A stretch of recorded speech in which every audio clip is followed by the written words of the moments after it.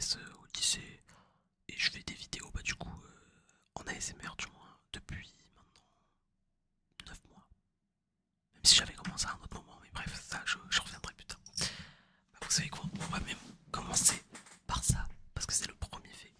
C'est que je fais des vidéos depuis très longtemps.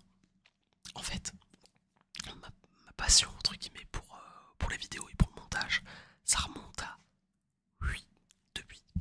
C'est-à-dire que mais du coup quand j'étais petit, je faisais déjà des vidéos avec un collègue qui s'appelait Alexandre, qui est d'ailleurs dans ma classe cette année, donc c'était très marrant parce que bah, du coup on se parlait plus, mais maintenant il est dans ma classe, bref.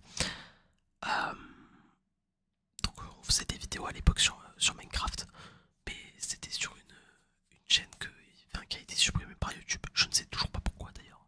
Ça a été supprimé comme ça, je ne sais pas pourquoi. Et ça c'était vers 2016-2017. Donc j'avais entre guillemets 9 ou 10 ans, enfin vraiment ça remonte à loin quoi.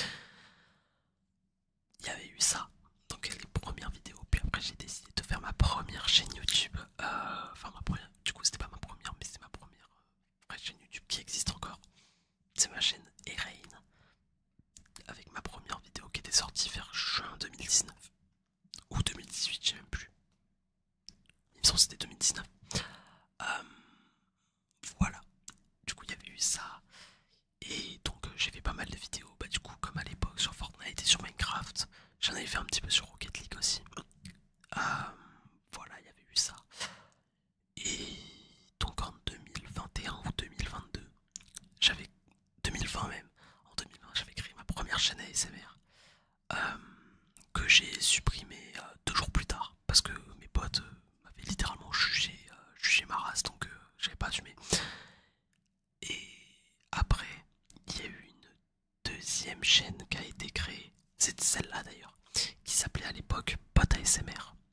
Bot ASMR, que j'ai créé il y a 2 ans, je crois, c'était en 2021, non 2022 ou 2023, il me semble que c'était 2022, parce que c'était la même année où je faisais mes lives sur Twitch, il me semble que j'ai commencé en 2022. Bref, 2021, 2022 ou 2023, c'est dans ces eaux-là quoi. J'ai pu trouver les dates exactes. Et voilà, donc du coup, euh, j'avais fait cette chaîne ASMR. J'avais fait 2 vidéos sur Minecraft, puis j'ai tout supprimé.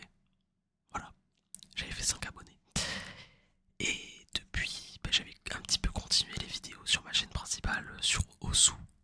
Et après, bah, du coup, il n'y a plus rien eu. J'ai eu une pause. Et puis là, bah, du coup, été 2024, j'ai décidé de reprendre la chaîne ASMR et de refaire des vidéos dessus. Voilà. Ce fait aura duré 3 minutes. C'est beaucoup trop long. On va essayer d'aller un petit peu plus vite pour les autres. Je sais pas, on verra bien de toute façon. Ensuite, mon deuxième fait un petit peu insolite, c'est que j'ai beaucoup de mal à me projeter dans le futur. C'est-à-dire que j'ai beaucoup de souvenirs de ma construction, de mon passé, des possibles événements qui a pu arriver, etc. Mais j'ai beaucoup de mal à m'imaginer plus tard.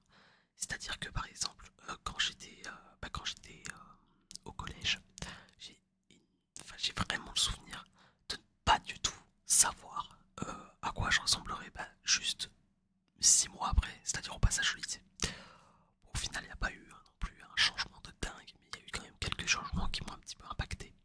Notamment des changements au niveau de la liberté, au niveau de ma manière de penser, plein de choses. Euh, mais là, c'est pareil, je ressens exactement la même chose pour mon passage à l'université. Je ne sais absolument pas euh, comment ça va être. En parlant d'université, d'ailleurs, il y a Parcoursup qui ouvre demain à l'heure où je tourne la vidéo. Voilà, je vous donne juste la petite info comme ça. Parce qu'actuellement on est le 1er juin et Parcoursup ouvre le 2 juin. Voilà.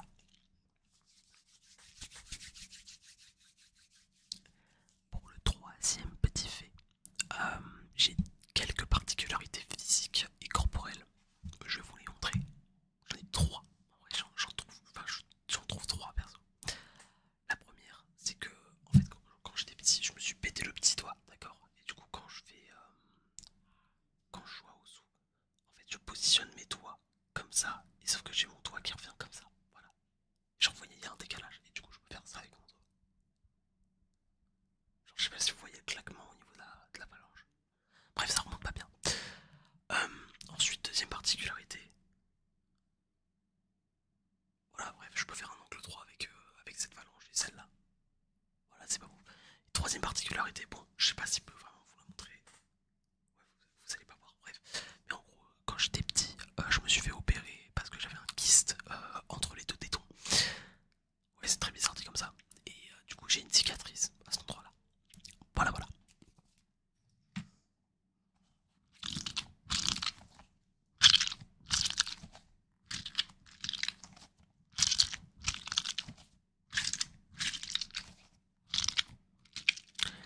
Pour le quatrième fait insolite, c'est que j'ai des peurs, des phobies un petit peu étranges. Par exemple, par exemple, j'ai peur des punaises, genre l'insecte. Voilà. Et globalement, enfin, tous les insectes volants, ça me met pas trop bien. Bon, à part les mouches, les moustiques, trucs comme ça, je comprends. Je veux dire, les scarabées, les guêpes, les abeilles, les punaises aussi. Bah, du coup, tous ces insectes-là, un petit peu, ça me met un petit peu mal à l'aise. Voilà, voilà. Et ensuite, j'ai peur des fonds marins. Je crois que c'est la thalassophobie, mais je suis même pas sûr. Donc voilà, je préfère pas dire de la merde. Et ensuite, je suis un petit peu claustrophobe aussi sur les bords. Ça va m'être utile quand je vais faire les catacombes à Paris cet été, c'est gros banger. Bref, ensuite, pour le cinquième fait insolite, j'ai quelques rituels quotidiens. C'est-à-dire que avant de partir de chez moi, je prends toujours un verre d'eau. Toujours. C'est un truc qui est, je sais pas pourquoi j'ai ça, mais toujours, juste avant de partir. Et deuxième petit truc, quand je rentre chez moi, genre après une journée de cours, après une sortie entre potes, même après une, comment ça s'appelle, genre même, genre la nuit, enfin genre quand je rentre à genre 2 heures du mat, je me pose toujours, mais toujours une dizaine de minutes, histoire de réfléchir à ce que je vais faire.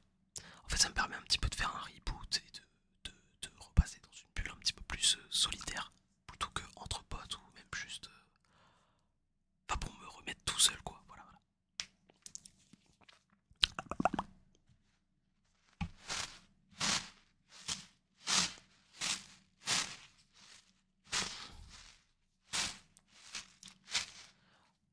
Pour le sixième fait insolite, j'ai quelques collections bizarres, enfin du moins j'en ai eu. Par exemple, quand j'étais petit, je collectionnais toutes les voitures. Mais par exemple, j'avais la collection des voitures Hot Wheels. Ça, c'est pour beaucoup de mecs. Mais j'ai aussi eu une collection de voitures de Cars. Je pourrais pas trop vous montrer d'image, mais je pense que honnêtement, il y en a pour 500 balles de voitures de Cars. Ouais, j'en ai acheté beaucoup. Et après, il y avait les collections de bouchons, de tourtelles. Que c'était une collection qu'on avait fait un petit peu avec mon père. Et on avait genre, je crois, 300 bouchons de tourtelle, mais c'est enfin, vraiment c'était abusé. En fait, faut savoir que la tourtelle, par exemple, on en buvait tout l'été, mais c'était genre une par jour, tu vois, avec mon père, et c'était tout l'été, de manière constante. Donc à force, ça fait beaucoup de capsules. Voilà, voilà. Quand il y avait des invités, bah, du coup, on gardait les capsules, etc. Bref, voilà, voilà. Septième fait insolite, il y a certains sons, certaines sensations que je ne supporte pas. L'exemple typique du truc que je ne supporte pas, mais vraiment dans aucun cas, c'est la craie sur le tableau. Je ne supporte pas. Et j'avais pas marqué ça du coup, mais en fait je viens d'y penser. Mais c'était la lime à ongles aussi. Genre vous voyez quand vous frottez les ongles avec la lime. Je vous promets, ça me met trop mal, c'est horrible. Genre vous voulez me mettre KO, mais juste vous utilisez une lime à ongles juste à côté de moi, je ne peux pas. Voilà, c'est aussi simple que ça. Pour le 8ème, pardon, 8ème fait insolite, ça va parler un petit peu de mon interaction et de mes relations